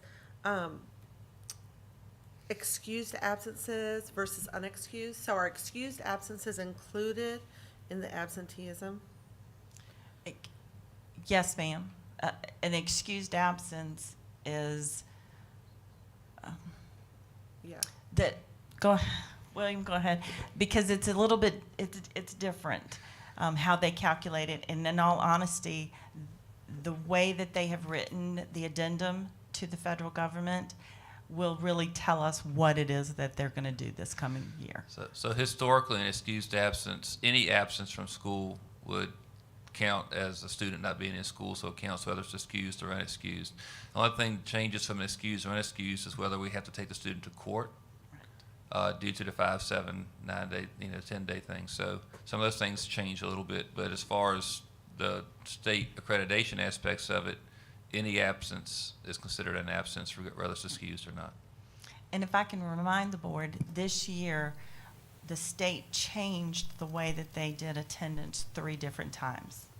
So we're on our 3rd round of how we calculate attendance right now. Our board, anything else? Thank you very much. Thank you, Dr. Norman. All right, good evening, Madam Chair, members of the board. I wanted to bring to you this evening an update on our early childhood programming. Specifically, we have registration that is ongoing currently. We went live on March 1st. Very happy to say we've received 76 applications to date, so very well on our way to filling up all of our slots for next year. This year, Mrs. Julie Albert has put in a lot of work to better coordinate some of the services available to our families for our students at the 3 and 4-year-old range, specifically working with LNCAG and Bright Beginnings on some of their programs, so that when a parent receives a flyer or information about early childhood programs, it's for all of those programs. So for ours, for theirs, it's a one-stop shop for those families. And really a lot of work went into making that happen, the coordination involved with those different agencies, and we've seen a great response from that. So our applications are up for this time of year for only being open a month. That's quite a few applications for us to receive. LNCAG and Bright Beginnings have also been reported they are receiving applications from Amherst County families. So very happy to see that that's having an impact and families are responding to that. We have applications open until the end of this month. That's when we're going to begin making decisions in regards to acceptance. There are certain criteria that has to be met for certain programs, VPI being the primary one that we work with. We're going to continue to accept applications, and we'll have a rolling acceptance after that, pending availability of seats. We are very happy to have received additional seats from the state and VPI for next year. So we're moving from 97 to 115. We'll be able to serve another classroom of students pending the availability of qualified staff, of course. We're hoping we're going to get that individual in, but on our way to certainly being able to fill that effectively. In your board docs, we do have the flyers for the 4-year-old programs as well as the 3-year-old programs. A lot of work went into the graphics on that as well. So a lot of work being done to make sure we're providing good programming for our kiddos at that level. We did have 2, just so you're aware, in-person events at Central Elementary School and Madison Heights Elementary School that went well into the evening to offer that to families as well. If they wanted to come out, have a conversation, learn more about programming, and get assistance with filling out any of those applications. So all in all, very pleased with where we are moving into next year with our programming, but wanted to make the board aware of all the efforts in that area as of now. Would be happy to answer any questions you might have. Thank you, Mr. Neighbors. Yep. Ms. Justice. Madam Chair, thank you so much for taking the effort to get out into the community and to provide in-person opportunities for individuals at a broader scheduling. Yes, ma'am, absolutely. Anyone else? Okay, thank you. All right. And I believe I have the next bullet as well. It's all about registration this time of year. So kindergarten registration also in the works. The flyer, as well as some information provided by Ms. Robin Wheeler, is in your board docs for review. We are having, again, in-person events at all of our elementary schools, April 27th and 28th. That will be all day long on those 2 days. And on the 28th, we actually go a fair amount into the evening as well, to make sure we're providing that opportunity for families to come out. That will include not just registration and necessary paperwork and getting all of that done, but screenings will be conducted at that time as well to ensure that teachers have a sense of where students are coming in, what skills they have, where we might need to work on some of those skills, and if any additional supports might be needed as they are entering into kindergarten. We'll be setting up 30-minute appointments. Those don't have to be done ahead of time. We would prefer that be the case. And information has been sent out through the schools, through individual students, and into the community to try to facilitate that. We want families to come out and participate as they are able on those 2 days.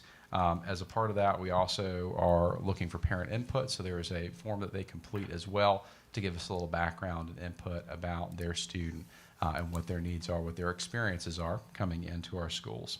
Currently, to date, we have 53 students registered across the division. Obviously, we expect that to increase significantly once we hold those events at the end of the month. But again, kudos to Ms. Robin Wheeler. She's done a lot of work with our staff, with our administrators, to ensure that we are ready for those dates, getting the word out to the community and making sure that we have good kindergarten registration numbers going into next year. But again, be happy to answer any questions the board might have. Mr. Neighbors, did you give those dates? I did, and I can give those again. April Just so the public hears them Yeah, tonight? April 27th and 28th. Okay, 8 a.m. to 4 p.m.? 8 a.m. to 4 p.m. And on the 28th, I believe they're going to go to 6 p.m. Okay, wonderful. So we hope everybody comes out, and if you have a kindergartner, make sure that you are coming, or if you know a neighbor who has a kindergartner, encourage them to come on April 27th and 28th. Thank you. Thank you. Board members, do you have any questions? Okay, thank you. Thank you. All right. Human resource? All right. Madam Chair, Mr. Vice Chair, members of the board, you have before you this month's vacancy report for your review. As I mentioned last time, we now have projected vacancies for next year added to it. Slight update to the memo you have in front of you. We are down to one open custodian position, as we have hired two. We have hired the secretary position and the child nutrition assistant position, so those would come off, but otherwise the other information remains accurate. But I'd be happy to take any questions if you have any. Okay, thank you. Board, any questions? No luck on hiring more bus drivers yet? We're working on it, but we have not had formally hired. We'll continue to try our hardest to train and bring on new individuals. Also, I don't know if it's the right time, but I was listening to the last meeting, and I think you guys had asked about how many CDL certifications. Did we get a report on that? Were you asking about funding? No, it seemed like you. We were I think talking Mrs. about Berg funding had the asked CDLs. if we had many people that had taken that. You were hosting a class on getting people ready to take the CDL, I believe. Yes. Did we have anybody that actually has Correct. taken it and passed? I'm not aware of anybody since the last meeting that has passed that test. Okay. We did have individuals in training. We had 2 employees that took it, and we also had 2 external that we were looking to hire who passed it as well. So 4 individuals passed the CDL. Okay. Thank you. Any other questions? All right, thank you, Mr. Gallagher. You're welcome. And I just wanted to bring a few things back to your attention regarding updates on recognition. Just as a reminder, a special retirement recognition dinner being held on Thursday, May 19th at Sweetbriar College Prothrow. And I do hope that you mark your calendars and can be present for that. It's a very special evening to recognize our retirees. We'll have retirees from this year and several that retired last year later and will be recognized this year as they were beyond the recognition ceremony last year. On the 12th of May, which is a typical board meeting, we will have our recognition of the selected Teacher of the Year and Support Staff of the Year, and we'll also recognize our 25-year service recognition individuals who have been with us for 25 years. So please do mark your calendar for the 19th for a retirement dinner, which should be very nice, and also prepare for those recognitions in May. And it just hit me that it's time to start talking about graduation events. Wow. I got a little report. It is rolling along fast, but that is all I have for this evening. Thank you. We're what on? We're at students. Or student. Peter, glad to have you with us today. Hey there, can you hear me okay? We certainly can. All right, well, this month has most certainly been an unusual month with everything that's happened. But I wanted to talk a little bit about today, some interesting things that have been happening recently. I believe, I'm not sure if it's been uploaded quite yet, but there was a video highlighting the robotics program at Manellis, and we recently did an egg drop and some activities that we've been doing this year, kind of showing visually what's been happening instead of just me saying, yeah, we did this cool thing. I promise, you can believe me. So that was really neat. We were able to film that and test all the eggs and all that. Before the meeting, we tried out the ACPS News Showcase, where I, in Mr. Cargill's office, streamed a little live thing going into a little bit more detail on the CTE fair yesterday. I don't know if any of you guys had the opportunity to go to that, but bunch of businesses came in, students were able to talk to them, see how to get into the career that they wanted, what those education requirements might be, training, all those types of things. It was really neat. I had the opportunity to talk to some of the students as well, and they seemed to really enjoy it and get a lot from it. I believe everyone at the high school that was involved with that did a really great job with that. I did want to also mention that kind of related to the fights and stuff at the high school, in my opinion, and obviously I'm not an education professional, but I think that kind of shows that students really need a reason to be at school. It's been, I mean, last year, if you were a student, would you really have any motivation to work hard? Well, you can just stay at home all the time, right? And you can breeze through all your classes, no issues there, right? And I think it's really time to start, like I was talking last month, getting those engaging activities. You know, if an incentive doesn't necessarily mean getting paid or getting candy or whatever reward like that, it could just mean having time to work with friends on something productive. It could be a group project or something along those lines that makes learning fun for the students. I think that's a really important thing to try and get back to in all of the classes. Engaging learning that's enjoyable and has real-world applications. If you're just learning facts and stuff that you can't apply, then there's no real reason to learn them. At least, there is a reason to learn them, but you can't think of it in the moment. And I think that that's just really important to maintain trying to get those types of activities in the schools to keep the students motivated.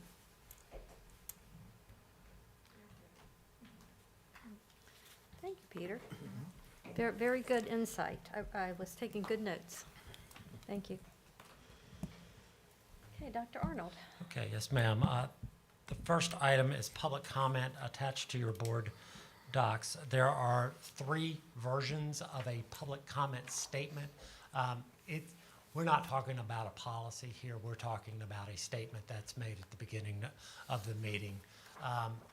You had requested from Gina Patterson at the VSBA to give you a template. That is what you see at the top of the page. At the end of the last meeting, I asked that if anybody had anything to add to that, take away, update, to please send it to me. Ms. Justice did that, and so that you see that one. And then administration looked at both of them, heard from some citizens, and tried to kind of pull out some of the things that were more not necessary in that original one. And so there are 3 versions there, and certainly you guys can choose, ask to be changed, moved, Yes. that's certainly your will. Well, thank you for, Ms. Justice, for getting one in, Dr. Arnold for bringing some together. I know when we met for our work session, I think one of you, I don't know who, had asked me, well, do you say Madam Chair before the public session? And I said, well, no. And of course, it's a new role for me. And so we realized that we may not have a formal, I guess, guideline to go by of what we wanted to say. And that's where this generated. So as I reviewed these, there were good points, I thought, of all of them. So I want to hear from what you guys are thinking. My initial thought, if we don't have any, is to maybe give me an opportunity to work with the vice chair to sort of coordinate this and just send you guys a draft that utilizes maybe all 3 of these. What you may find out that one of these is what you want to have read anyway. Again, it's not policy, these are just guidelines, so that I don't miss a beat, or if someone else is filling in for me, they don't miss a beat. So, do you have any thoughts or pleasures here of how to handle this and move forward? I'm okay with your suggestion about trying to find a mixture of the 3. There's definitely, I agree with you. I see some points in both. Right now, I'll be honest with you, I'm leaning more toward the administration just because it's got some specifics in there as far as criteria for examples of how to conduct. So, but I'd be willing and open to you examining the 3 and sitting out, pushing something out. So. Right. And I agree with you on the specifics. I also liked Mrs. Justice's, and I thought the things that I would like to add to hers would be the comment about if you address the board and not other people in the audience. So, you know, if we could just maybe tweak it just a little bit, it's an easy send out through an email and get your feedback, and we'd be ready to roll the next time. But, other thoughts? Madam Chair, that sounds good to me as far as having some more informal discussion and then bring it forward at the next meeting. Okay, anyone else? Madam Chair, is this something we need to vote on, or is that I just don't something? believe so. I think as long as we're just working on this together. Everybody in agreement? Mhm. Okay. So is everyone in agreement that we just sort of take these three, put them together, and Mr. Terry and I sort of wordsmith it a little bit and send it to you? See if you feel comfortable with it, and then we can let Dr. Arnold bring it back to us?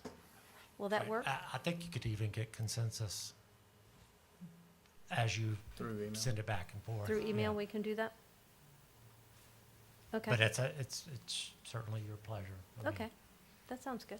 Because that way, you don't have to go through a whole nother meeting Yes. and not have acted on Yes. something that clearly Good. we want to put in place.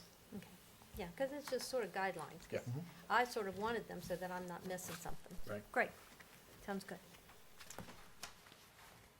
Okay, the next item is board norms, and so I want to kind of give a little bit of background.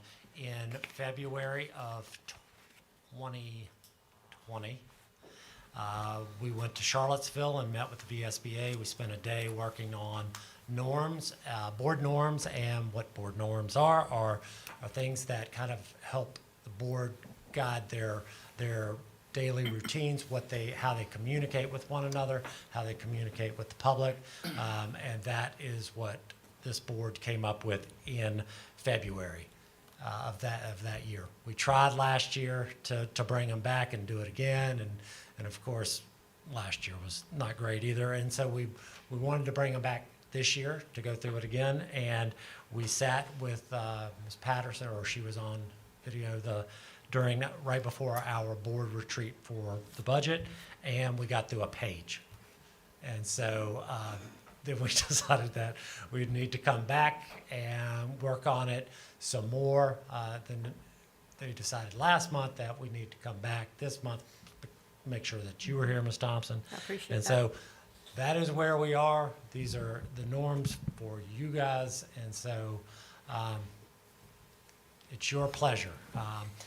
What VSBA clearly they want boards to do is to work with the superintendent on these, because there are some things that discuss what the role of superintendent versus what the role of the board are, because it's very important to have clarity there. And so my suggestion a couple of months ago was to wait until your new person was on board and do this work, because it's a day's work. It really is. And I'm afraid that in the time you have here tonight, I'm not sure how much you're going to get accomplished with that. But that's certainly up to you guys. But that would be my recommendation, is to get them in place with the person that you're going to be working with. Thank you, and I agree with you. I appreciate the background. And yes, we did work together as a group, and I know that we did not finish. And I know by pushing this down the road, we're getting closer and closer to getting to that critical time in which we will be transitioning to a new superintendent. So I personally tend to agree with Dr. Arnold. We were hoping we could do this quickly, get it done, and have something in place as an interim. But as time's moving on, I think I agree with Dr. Arnold. That might just be best to just wait until the new superintendent's in place, and then sit and do some quality work on it. I know we've had some public comment about it. Mrs. Justice has given us some comments on it, and I think they're all worthy and all good comments, but we need some time to really wrap our minds around them. That would be my recommendation along with Dr. Arnold's, but I'm open to what you might be thinking. Madam Chair. Mr. Terry. Yeah, we are relatively close to at least making a decision or doing interviews and coming up with a candidate for superintendent. Since we are that close, I would agree that we would try to wait until we have a new superintendent announced, at least. Okay, Ms. Ligon? All right, Ms. Ligon, is an agreement? I am too. That was my position from the get-go too, is just Okay. for the sake of efficiency. Sounds good. Ms. Berg? Yes, Madam Chair. So you're okay with that? Yes, ma'am. Ms. Justice? Yes, I think that sounds like a good idea. Okay. Mr. Rossi? I agree. Okay, great. All right, we have a plan. Thank you. Okay. Third item is committee updates. So you know I have several committees, Superintendent's Advisory, VALEN. VALEN is the Virginia's for Learners, the Learning Innovation Network, right? Yeah, a lot of letters in that. We're part of that cohort where we're building staff that can do the very things that Peter's talking about, the innovation, the engagement, getting our staff to provide more of those for our students, and then the mental health group. Actually, we met yesterday with Superintendent's Advisory, the day before with Valen, and mental health is next week. And what we're working on is the exact same thing I told you last month, is that we're working on putting our focus back in the classroom. You know, we've spent so long talking about things that are kind of outside the classroom and not as germane to what happens every single day with those students. And we're talking about the importance of being the most effective that we can be every single day, every single hour with every teacher. Because in order to catch our students up, they have to have great instruction consistently every year, from class period to class period. If they're in my class and they get great instruction, then they go to the next class and that's not going to help move our children forward where they need to be. And so that's what these groups are now talking about. What are the most effective strategies to help our students move forward? And so it's a good conversation. It's giving a lot of our teachers and staff the opportunity to speak to the things that they feel are most important in the classroom, and hopefully within the next month or two we'll have something where it's something that the staff, many staff members, many teachers have worked on, that we can kind of move forward as we move into next year and have a real plan for that. So there's really nothing else to report other than it's like detailed work, you know, sitting down and talking about, you know, what these things look like, what we hope to accomplish, and so I am pleased with how it's going, though. Any questions about that? Any questions? Okay. And so the last one is just one announcement about graduation, and that is in fact the graduation date, which is May 27th. And it will be at the Vine Center. We really hope we have a contract with them again. After a couple of years of being away from that, we're going back to the Vine Center, and we will get more information to you as it comes closer. We do invite you in years past that the board sits on the stage. You wear the regalia, and so if you do not have a gown, and you can see Ms. Cecil, and she will help you with that, get you a gown. And so you're all looking consistent and very proper and appropriate for such a wonderful occasion. And we will then also, as this month goes, we will get you more listed dates about things like the Golden A and many of the awards that happen towards the end of the year. It's a very exciting time, especially for our students, but and parents as well, because these are big moments, and I'm so happy that we can do them the way we've done them in the past. And so just wanted to put those reminders out, and that is all I have, Madam Chair. Dr. Arnold, what time is graduation? What time do you normally set that? 7 o'clock. 7? Okay. 7 o'clock. Yes. All right. Thank you. Great. Thank you. All right, so board members, we have a hearing from you as individuals. Mr. Terry. Oh, okay.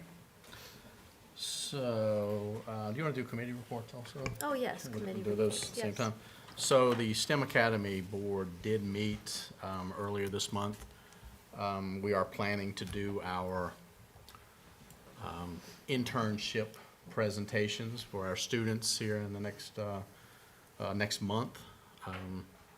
And we are still doing virtual meetings, but maybe. I know we're going to do, the presentations will be live and in person, so we're getting there. Actually, for me, it's actually kind of convenient because I can not have to travel 30 minutes over and do that and then travel 30 minutes back. But it is what it is. But the STEM Academy is doing well. The students from Amherst have really done well. So pleased in all of them. And as far as comments from tonight, the student recognition, we'd love to see the students come in, and we'd love to see the things that they're doing, and knowing that we're not just learning, reading, writing, arithmetic. We're learning things that are going to make us participants in our community. Reading to our younger students, and the FFA program. I mean, it's real life things, and it's good to see our students, being middle school, high school, taking the initiative and doing those things. It makes them more well-rounded graduates when they do truly get there. Thank you to the speakers. We understand you have concerns about issues. We will address those as we proceed. Ms. Taylor, I liked your comments. I would like to, have my name out there if you need assistance. And there is plenty that the community can do to help with this issue. It's not just a school issue. Dr. Wells pointed out, students are only in school a certain number of hours a day, and there is a responsibility that starts in the home, but it extends throughout the community. So I commend you for stepping up. Peter, thanks for the report. You guys are the front line to things happening at the school, be it good, be it bad. I need you guys to stand strong together. You guys own the school, and those who are doing what we need them to do will outnumber the ones who are doing stuff that we don't want them to do. So you guys stand strong, set the example, raise the bar. But you guys, the reports that you guys bring they're great. Like I said, they show the extra things that kids do outside of their schoolwork. And hoping I can still get a ticket to the play tomorrow night. If not, I'll have to come Saturday. And looking forward to getting some more information on the extra bids on the solar. As you know, I'm a proponent of that, and look forward to seeing where that ends up. So, and the dates on our events coming up. Everybody loves to see graduation, and loves all the little extra things that go along with it. Like I said, it's good to recognize our students and teachers for another completed year. That's it. Thank you. Mrs. Ligon. Okay, good afternoon. We had a call Laurel board meeting last week, and it was very good. What has been going on is there has been a consultant brought in to look at some of the things that is going on at Laurel and what we would do with that program going forward. We're very happy to say that we have some good ideas. We're going to be adding some other classrooms there, going to be adding some other services to Laurel, and so Dr. Lewis and her company are doing a great job. Also would like to say that also since our last meeting, we lost a board member that I served with, Ms. Gloria Walker. And we want to say to her family that we're thinking about them. I could not get to the service that day because I was at the doctor's office myself. But Dr. On, we're hoping that at our next meeting we can bring a proclamation for Ms. Walker and have her husband come and be with us on that. I've been enjoying sports, of course, and a shout out to the Amherst County softball team and all the other teams. So we're having some good things going on. Enjoyed all the speakers tonight. Of course, we take notes and we try to help with everything that we can. Just want to keep in mind that there are some good things going on here as well. And the FFA, I was telling John, I forgot we had those back in the day. Everybody used to have, the guys used to have these coats on. blue, were they blue? Blue. Yeah, and so I hadn't seen that in a while, so, I brought back some memories and all that sort of thing. Just good to have people here, join ourselves as best we can.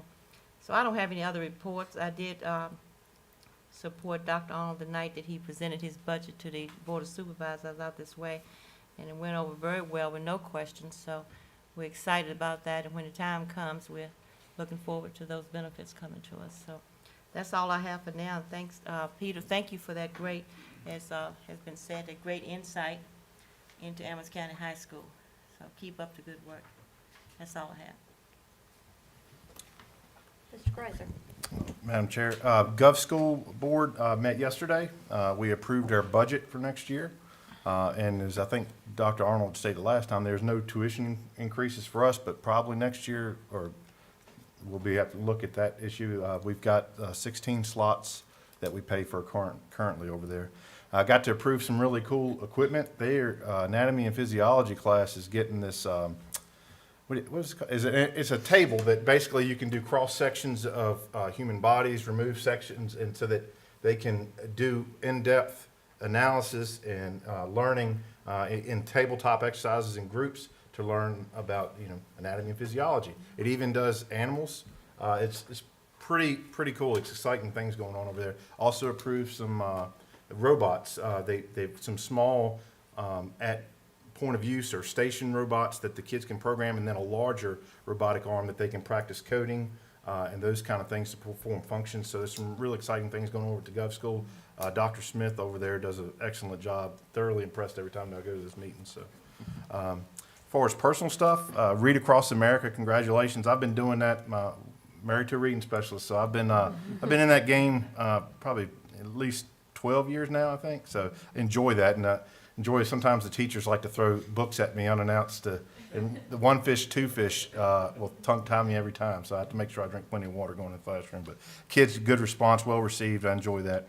It kind of reminds me, they used to have a program, Soda. I don't know whatever happened to that, but where the kids would come and mentor. And I know with academics and trying to get classes in, those kind of things go to the wayside. But kind of just them doing that kind of reminisced a little bit about how Soda used to be when the high school students used to go to the middle school and help tutor the kids in different subjects and things. So FFA, awesome. I was born into the farm, I was married into the farm life. Part of my diary, I'm terminal working on the farm with cows, keeping them in, and I love FFA. I like agriculture. Something I always wanted to do, didn't get the exposure growing up, but something I'm appreciative of.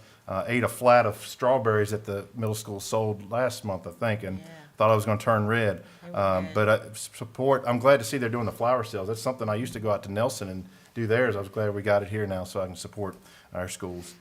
Greece, got my tickets for tomorrow. I don't know, this seat's pretty small. I don't know if you can sit in my lap or not, Miss Terry, but my kids, actually, I'm excited about that. They were, when they found out we went to the last play, they really want to go see a play, so I'm taking my second grader and my kindergartner there to see it, and we got a lot of kids from our church and community that are in there that we support. So, last thing I'll leave with, got to go to Alan Bumgarner's sign dedication at Coolwell Rec on Tuesday. Awesome thing. I know, fortunately, I missed it when we did the resolution here, but I just want to publicly thank the Board of Supervisors for their resolution and supporting that effort to recognize Alan and all the work that he did with those kids.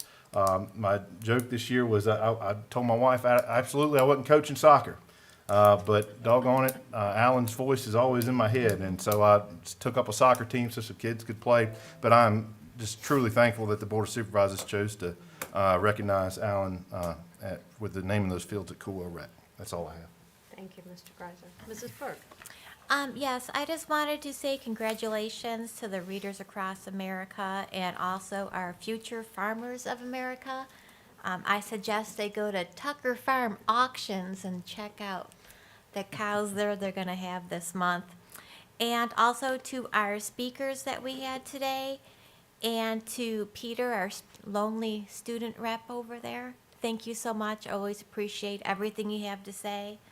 Also, when Dr. Arnold spoke about graduation, it reminded me that our community, how it came together this year, and they're actually hosting a prom for our students, and I think that's just wonderful. So a big shout out to everybody involved in the community for making that happen. And also for the safety issues here at Amherst, I just want to let everybody know that we take it very seriously, and we will do whatever it takes to make sure that every child, every day, feels safe within our schools. Thank you so much, everyone. Thank you, Ms. Berg. Mrs. Justice. Thank you, Madam Chair. We are only as strong as our weakest link. We heard strength in our reading program tonight, and I love the mentoring and reading and would love to participate by reading a book. Our Future Farmers of America members are doing what farmers have done over the centuries, working above and beyond. Of course, it's our FFA that is staying after 4 days a week and getting up early on Saturday mornings. In these days and times, we are reminded that food is where it is at. In World War II, grocers were exempted from draft because they were vital, and they still are. In light of the discipline concerns, I was alarmed by the news article with video. I was disappointed in communication regarding the severity of the fights. I am encouraged by the teamwork of Dr. Wells with the Amherst County Sheriffs to bring these occurrences to a halt. The public speakers tonight exemplify the strength of our community, that we can get together, we can have committees with our churches, our citizens, our parents, and we can make our schools safe. And I'm just really encouraged by that and committed that I know as a board we will do that for our students, and I know that our teachers are committed to that, and our parents too. Thank you, Ms. Justice. Mr. Rossi. Thank you, Madam Chair. There's been a lot of good comments made here tonight. It's hard to follow after some great words, but I would like to take a moment to recognize the board members that are serving on committees and taking that extra point to be more involved, and that's a good thing. The speakers, I was expecting to see more people out here. It's a very concerning topic, violence in schools, and we're not going to be able to get past this on our own. We need community support. We need the parents' involvement. It doesn't happen at school. It starts before it gets to school.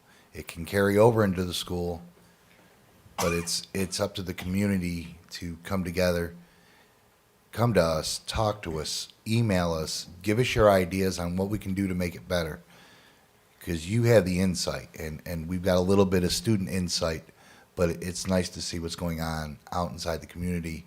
And if those parents would become engaged and get involved in the school, it's going to make a difference, and it's going to take everybody to make it happen. And that's all I have, Madam Speaker. Thank you. Thank you.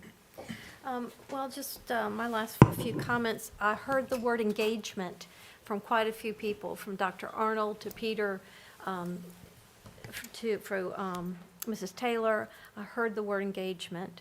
And that's what we need to be looking for. I thank the speakers for being engaged tonight and giving us your feedback. Mrs. Taylor, I'm right there with Mr. Terry, put my name on the list, and we will be happy to work. Maybe, the board can look at some focus groups with the administration, but, making sure that we are doing our due diligence and making sure we're looking for solutions and answers. It is going to take a concerted effort between community and the parents and the students and the teachers and the staff.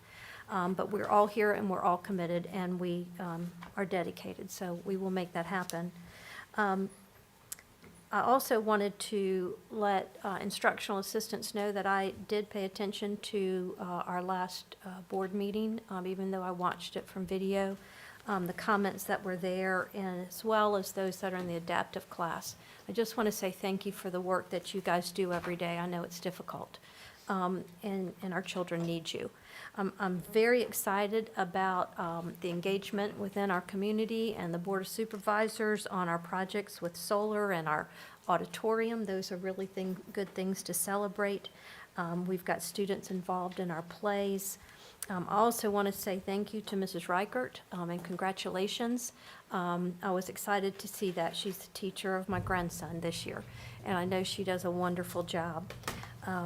The CTE Fair and Business, I do see engagement everywhere we go. And so we just need to make sure that we are making sure we're engaging in every aspect and making sure our students are engaged, that they, I was listening to a song today and it said, mind your own business and work with your hands. And I don't know why that came to my mind just now, but maybe we need to be teaching our students to get engaged and just get away from some of the interactions on social media and people egging others on and thinking that that social media and that internet is where life is. That is not where life is. Life is in relationships with one another. So I just want to encourage our students, thanks to the FFA and Reading Across America and for all that is happening, lots of good things. Thank you all very much. Appreciate your help and the presentations that you did tonight. So I believe that we're finished with our comments, and it's time for us to go into closed session for the purpose of student matters, also for personnel matters A, B, and C, and legal matters for a discussion on processes related to personnel actions. So I need a motion to go into closed session. So moved. I have a motion by Mrs. Berg. Do I have a second? Second. I have a second by Mr. Greiser. All in favor, say aye. Aye. All right, we're in closed session. Thank you.